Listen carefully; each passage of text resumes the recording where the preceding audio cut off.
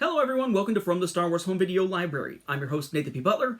This time we do something a little bit different, hence why this is an intermission episode rather than a regular episode. We're going to take a look here real quickly, because it's been requested quite often, mostly by the same couple of people. We're going to take a look here at what Star Wars content is available right now on Disney Plus, relative to what's available on home video from that stuff. So, of course, the big draw for Star Wars on Disney Plus is The Mandalorian. That, of course, has no home video release yet as I'm recording this, Thanksgiving week of 2019. We then have The Clone Wars that is available in its entirety with, of course, another season coming soon. So that is Clone Wars Seasons 1 through 5 from Cartoon Network, Season 6, aka The Lost Missions, that was aired on Netflix in the US, and the Clone Wars film alongside it. Although the Clone Wars film is shown under specials, whereas the Clone Wars proper is shown in series. Speaking of series, we then have Star Wars Rebels in its entirety. Now, Clone Wars and Rebels, those have all been released on both DVD and Blu-ray, and these are the best possible aspect ratio, so the same ones you would see on the home video releases for both of those series. Then we've got Star Wars Resistance. Now, the thing about Star Wars Resistance is that it's only Season 1, first of all. Plus, it's going to be a better experience than watching it on the DVD set. Because the DVD set may have some cool, background stuff, some cool special features, but remember, it's DVD only. Whereas on Disney Plus, you can watch it in a better video and audio presentation. No, Season 2 is not on there yet because it's still airing on Disney XD. They also include LEGO Star Wars All-Stars as a series that has never gotten a home video release otherwise, but you can watch it, for instance, on YouTube. We have LEGO Star Wars Droid Tales as a series release that did get a DVD release before, but only DVD. Then we have LEGO Star Wars The Freemaker Adventures, which on home video had gotten a Blu-ray and a DVD release for Season 1, but only a DVD release for Season 2. So for any of these that are DVD only on home video, you're going to get a better presentation through Disney+. Then we have the category of shorts. In the shorts, we have the LEGO Star Wars The Freemaker Adventures shorts as well, which were included on the home video release, but again, only on DVD. We have The Resistance Rises, another LEGO Star Wars series that was only on YouTube and such, online streaming, no home video release at all up to this point. We have the Star Wars Rebels shorts that were included on the Blu-ray release of Season 1. We have the LEGO Star Wars All-Stars shorts, again, just like the main series, not released on home video yet, if at all, ever. Star Wars Blips, also streaming only previously, available here. And Star Wars Forces of Destiny. Remember, Star Wars Forces of Destiny, in this case it's episode by episode, was released as these short episodes, but then combined into volumes 1, 2, 3, and 4 as sort of half-hour minus commercials type of specials. Well, only Volume 1 has ever gotten a home video release. That was DVD only, and only as a Walmart exclusive in 2017, along with some reissued stuff. So that's mostly a web-only thing, but yes, we've seen a DVD, non-HD version released on home video before. We then have specials. They list the Clone Wars movie as a special, but it is on there. The Empire of Dreams documentary is on there by itself. Then you have the New Yoda Chronicles, which is basically the latter episodes of Yoda Chronicles, not the first 3.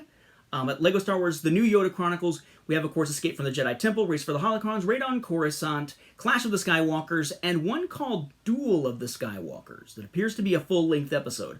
I'm not familiar with Duel of the Skywalkers off the top of my head. I'll have to do some more research and see what exactly that is. It's probably some of the shorts put together or something, but suffice to say, it's got all 4 of the episodes that have previously been released on DVD as that New Yoda Chronicles DVD. Remember, not all of Yoda Chronicles had been released, but New Yoda Chronicles had. Then, of course, you do have the films themselves. Now, with the films, basically you're getting the best possible version thus far of the newest versions of those films, right? So, by and large, unchanged from the last time we saw them, with the exception of A New Hope. But what we're going to see is that if you have an Ultra HD setup, a 4K setup, you'll be able to watch it in 4K for the first time, because Last Jedi and Solo aren't on there yet. They're coming soon. Those are the only ones we've seen in 4K on home video releases. So this is a step beyond the HD versions that we've seen for the 6 Lucasfilms and then the first 2 of the Disney films that are actually part of Disney Plus right now. Dolby Atmos sound, so sort of an upgrade as far as that goes. for episodes 1 through 6. They have brought back the 20th Century Fox fanfare, right, which was on the physical copies but not on the digital copies previously for All But a New Hope as far as that goes. They don't say the little Fox Corporation notice down at the bottom. It's just the 20th Century Fox logo because it's not owned by Fox anymore. Those entertainment assets were sold to Disney.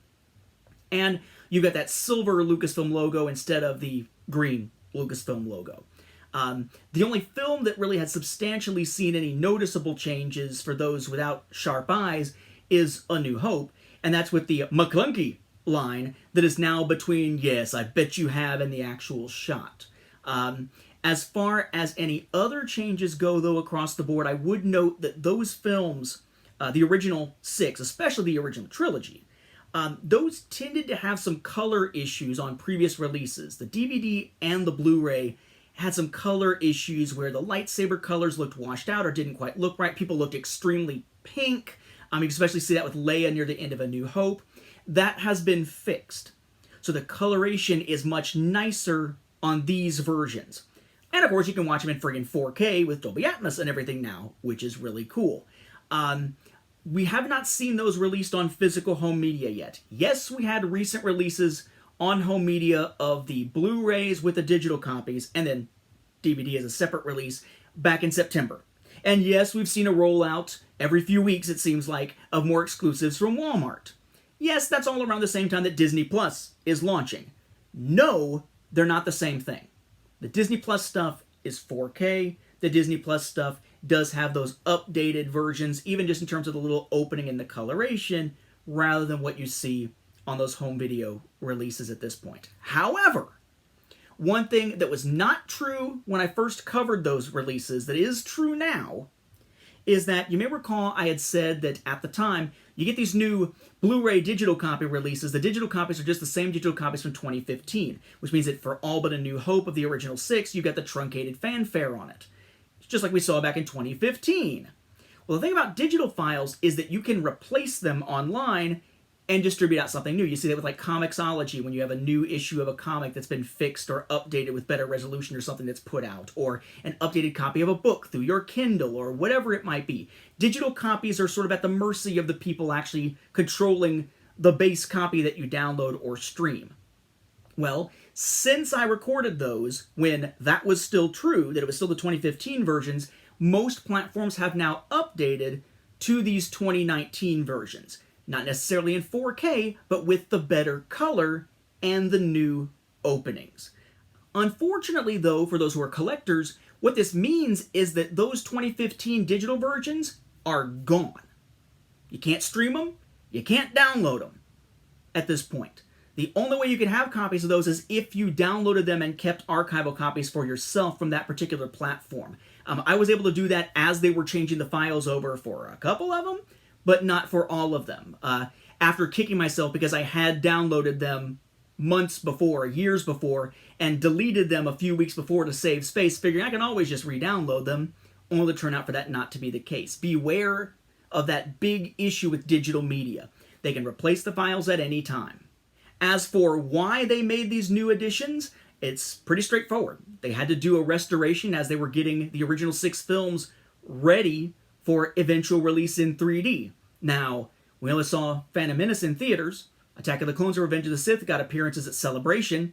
Never saw that happen with the original trilogy. But during that process, Lucas went in and tinkered with A New Hope to add McClunky, and that is when they were boosted up to 4K. They fixed the color issues to give us these nicer ones. The films, at least in their 2011 cuts, or damn near 2011 cuts, have never looked nicer. But again, they're not the original versions, which will be something that many fans will never be satisfied with until that happens. So, a nice broad range of things, but all stuff that either we've seen before on home video, for the most part, or have seen on something like YouTube, for the most part. If you're going to get Disney Plus for Star Wars stuff and you're still on the fence, and I doubt you are if you're watching a show like this, then The Mandalorian is a huge thing to actually be able to see. And of course, we're coming up on other shows like the Cassian Andor series and the Season 7 stuff for Clone Wars.